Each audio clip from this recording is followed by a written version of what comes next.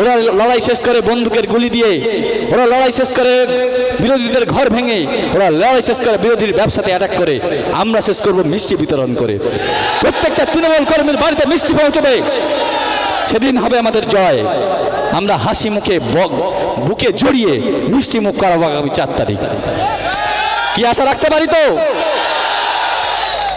আমরা মিনাখাতবাসী দীর্ঘদিন ধরে দেখছি, সন্তোষের পরে আপনারা যদি দেখতে পান দুর্নীতি দুর্নীতি দুর্নীতি, সমস্ত জায়গায় দুর্নীতি। এই দুর্নীতির বিরুদ্ধে আমাদের লড়তে হবে। আজকে আপনি একটা সাধারণ মানুষ যার ঘরের উপরে একটা প্লাস্টিক কেনার পয়সা নেই, তার থেকে 5,000 10,000 টাকা করে তোলা হচ্ছে, কিনা তাকে একটা ঘর দেওয়া হবে। ওই মানুষটা যার একটা প্লাস্টিক কেনার পয়সা নেই, সে কোথাও থেকে ধার করছে, কোথাও তার সঞ্চয় থেকে ভেঙে ওদেরকে টাকা তুলে দিচ্ছে, এবং সেই টাকার বিনিময়ে তারা একটা ঘরও পাচ্ছে না। ঘর পাচ্ছে কারা? যাদের অট্টালিকা আছে, যারা ওই দলের সাথে আছে। দেখবেন যাদের 3 তলা বাড়ি, সে আবার ঘর পেয়েছে, সেই ঘর নিয়ে কি করছে? একটা দোকান বানাচ্ছে। এর বিরুদ্ধে আমাদের লড়াই। আমরা লড়াই করছি মানুষের জন্য, আমরা লড়াই নেমেছি মানুষের জন্য। মানুষের অধিকার ফিরিয়ে আনতে হবে। আমরা লড়াই করছি দীর্ঘদিন। মিনাখা এত বড় একটা বিধানসভা, আমাদের একটা হসপিটাল, ছোট্ট একটা হসপিটাল, যেখানে আমাদের কিছু হলেই 2000 টাকা গাড়ি ভাড়া, ওদিকে নীলরতন, ওদিকে কলকাতায় বড় বড় হসপিটাল, অথচ যাদের সামর্থ্য আছে তারা নার্সিং হোম। কেন আমাদের মিনাখা এত বড় একটা এরিয়ায় মিনাখা একটা হসপিটাল, কেন একটা সুপার স্পেশালিস্ট হসপিটাল হয়নি? যিনি বিধায়িকা আছেন তার কাছে প্রশ্ন করুন। তিনি 15 বছর আছেন, কেন এই হসপিটালে উন্নত হয়নি? কেন আমাদের কলকাতায় যেতে হয়? আজকে পশ্চিম এই মিনাখা বিধানসভায় মালঞ্চ মাছের মার্কেটটা এশিয়ার প্রথম 5টি মার্কেটের মধ্যে একটা। আজকে সেই মার্কেট কোথায় চলে গেছে? কেন এই মৎস্য চাষে ক্ষতি? কেন লেদার কমপ্লেক্সের জলটা বিনা শোধন করে এই নদীতে ফেলা হচ্ছে? প্রশ্ন করুন। প্রতি বছর ভোট আসে, প্রতি বছর একই আশ্বাস। কি দেন? আমরা ভোটে জিতলেই এই জল নিয়ে কাজ করব। এবছরও তাই। এবছর আমরা দেখতে পাচ্ছি সেই আশ্বাস তিনি দিয়ে যাচ্ছেন, আমরা মিনাখাবাসীর জন্য আমরা জল পরিশোধন করার চেষ্টা করব। আমরা কথা বলবো। কি কথা বলছেন? প্রত্যেক 5 বছর অন্তর ভোট আসলেই বলেন কথা বলবেন, ভোটের পরে ভুলে যান। আমার মনে হয় মিনাখা, আমি দেখছিলাম মিনাখার কিছু কিছু অঞ্চলে, কিছু কিছু জায়গায় যারা এমএলএকে চোখেই দেখেনি 5 বছরে বা 15 বছরে। কেন? 5 বছর আপনি ভোটের সময় সারাটা দিন এই গরমের মধ্যে আপনি ছুটতে পারেন দৌড়ে দৌড়ে, আর 5টা বছরে প্রত্যেকটা বুথে একবার করে ভিজিট করতে পারেননি। কেন পারেননি? মানে আপনার টার্গেটই হচ্ছে মানুষকে বোকা বানানো। আমি ভোটের সময় আসবো, হাত জোড় করব, ভোট নেব, চলে যাব, আবার 5 বছর। এ আর চলবে না। আপনাদের জাগতে হবে। যাকে পাবেন তাকে ভোট দেবেন, যাকে 5 বছর পাবেন না তাকে বিদায় দেবেন। ঠিক তো? আমরা দীর্ঘদিন ধরে দেখছি, আপনারা খেয়াল করবেন, হাড়োয়ার সঙ্গে আমাদের একটা কানেকশনের প্রবলেম আছে। মাঝখানে একটা বিদ্যাধরী নদী, সেখানে দীর্ঘদিনের একটা দাবি, বামফ্রন্ট আমল থেকে আমরা দাবি করছি, মিনাখাবাসীর দাবি একটা ব্রিজ। সেটা আজও হয়নি। তার পরিবর্তে কি হয়েছে? সেই সমকক্ষ সমান পরিমাণ টাকা খরচ করে বামনপুকুর মাঝের পাড়া ঘাটে একটা জেটি ঘাট হয়েছে, যেখানে আর কিছু টাকা দিলে একটা ব্রিজ হয়ে যেতে পারত। কারা করছে এটা? কিসের স্বার্থে করছে? কারণ এই ঘাট করে কাটমানি, আবার 2 দিন পরে যদি কখনো সম্ভব হয় ব্রিজ করে আবার কাটমানি, বারবার কাজ, বারবার কাট। এর বিরুদ্ধে লড়াই হবে তো? লড়াই নেমেছি যখন, শেষ পর্যন্ত থাকবো তো? সবাই এভাবেই আমাদের পাশে থাকুন। আমি আবারও বলছি, আমি এই ময়দানের লোক ছিলাম না। আমি অনেক চিন্তা করে এই দুর্নীতির বিরুদ্ধে আপনাদের পাশে থাকার জন্য এই লড়াই নেমেছি।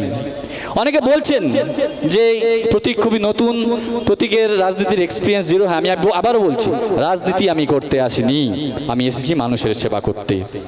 আপনারা বিগত দিনে দেখবেন, হয়তো আমি আমার সম্পর্কে বলছি, আপনারা অনেকে জানেন, যারা বিগত দিনে যখন কোভিডের সময় চরম দুর্বিষহ পরিস্থিতি তৈরি হয়, এত এত সম্পত্তির মালিক তৃণমূলের যারা নেতা আছেন, যারা করেছেন, যারা কাটমানি খেয়েছেন, আমি মানছি তারা খেয়েছেন, কিন্তু বিপদের সময় সেখান থেকে কিছু খরচ করা যেত না?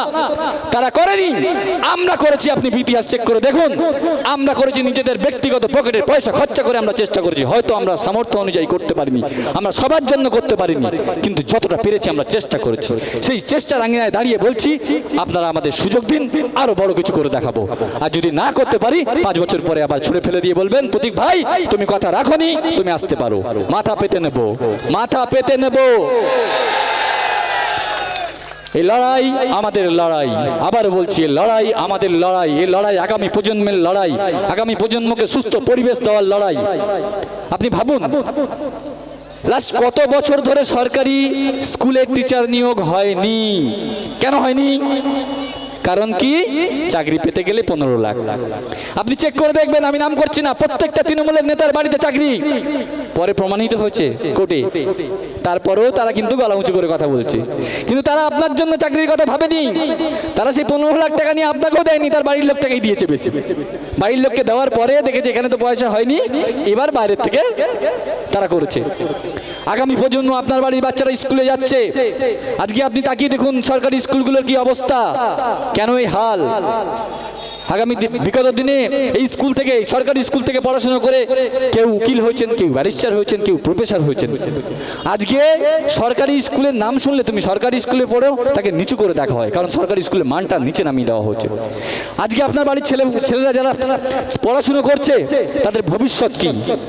মিনাখাবাসীর ভবিষ্যৎ লেদার কমপ্লেক্স। লেদার কমপ্লেক্স, সকালে উঠে দুপুরের দুটো খেয়ে দুপুরের খাবারটা নিয়ে লেদার কমপ্লেক্স।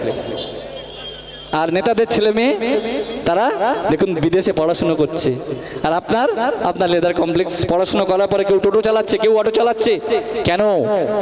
এর বিরুদ্ধে লড়াই আমাদের লড়তে হবে। আগামী প্রজন্মকে সঠিক জায়গায় পৌঁছানোর জন্য লড়তে হবে। আপনার বাড়ির বাচ্চাগুলো সুস্থ থাকবে, বাচ্চাগুলোর ভবিষ্যৎ ভালো হবে, সেই জন্য লড়তে হবে। এই লড়াই আছি, আমরা একসাথে থাকবো তো। আমি আর আমার বক্তব্য দীর্ঘায়িত করব না। আমি আবারও বলছি, আমি ভালো বক্তা নেই, যদি কোথাও ভুলভ্রান্তি হয় আমাকে ক্ষমা করবেন। আমি আবারও বলছি, কথা দিচ্ছি, আপনারা যদি আমায় সুযোগ দেন, আমি চেষ্টা করব আমার সাধ্যমতো, এবং সেই চেষ্টার কোনোটাই খামতি থাকবে না। এবং যদি আমি না পারি, আমি নিজেই আপনাদের হাত জোড় করবো যে আমি আপনাদের কথা দিয়ে কথা রাখতে পারিনি। আর আপনারা তো আছেই না, আপনারা আপনারাই বিধান করবেন। আগামী বছর ভোটে, আগামী 5 বছর পরে আমাকে বলে দেবেন, ভাই প্রতীক ভাই তোমার দ্বারা হয়নি, তুমি এবার এসো বাড়িতে বসে রেস্ট করো। তাই করব। লড়াইটা নেমেছি আপনাদের কথা চিন্তা করে। পাশে থাকবেন, এইটুকু আশা রেখে এসেছি। পাশে থাকবেন, আপনারা আমার পাশে থাকবেন, আমি আপনাদের পাশে থাকবো, কথা দিয়ে গেলাম। সবাই ভালো থাকবেন। সবাইকে আমার আবারও আন্তরিক অভিনন্দন এবং ভালোবাসা জানাই। আমি আজকে এই চোখ রাঙানি, এত চোখ রাঙানির পরেও যে এই জনসমুদ্র, আজকে স্ট্রিট কর্নার, এটা আমরা জনসভার জন্য ডাকিনি সবাইকে, এত চোখ রাঙানির পরেও এই যে মানুষ এসছে, বিরোধীদের বুক না কাঁপছে। যে বললেন একটু আগে, একটা বিশৃঙ্খলা জায়গা তৈরি, ওরা ভয় পাচ্ছে। আর মানুষ ভয় পড়লে জানেন বিভিন্ন রকম ভুলভ্রান্তির সিদ্ধান্ত নেয়। ওরা তারা একটা করতে যাচ্ছিল, ওরা আরো অনেক ভুল করবে, সেই প্ররোচনায় পা দেবেন না। আমার অনুরোধ আপনাদের কাছে, আমি হাত জোড় করে অনুরোধ করছি আপনাদের কাছে, ওদের প্ররোচনায় পা দেবেন না।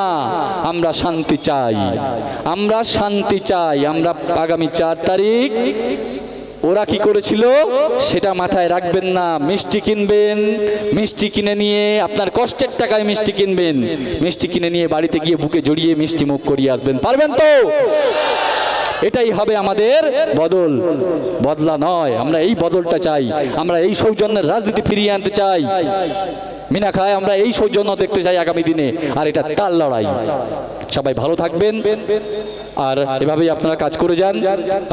আগামী দিনে আমরা আশা করছি, আমরা জয়ের পক্ষে খুবই আশাবাদী। আগামী দিনে আবার দেখা হবে অন্য কোনো কর্মসূচিতে। এই বলে আমি আমার বক্তব্য এখানে শেষ করলাম। ধন্যবাদ।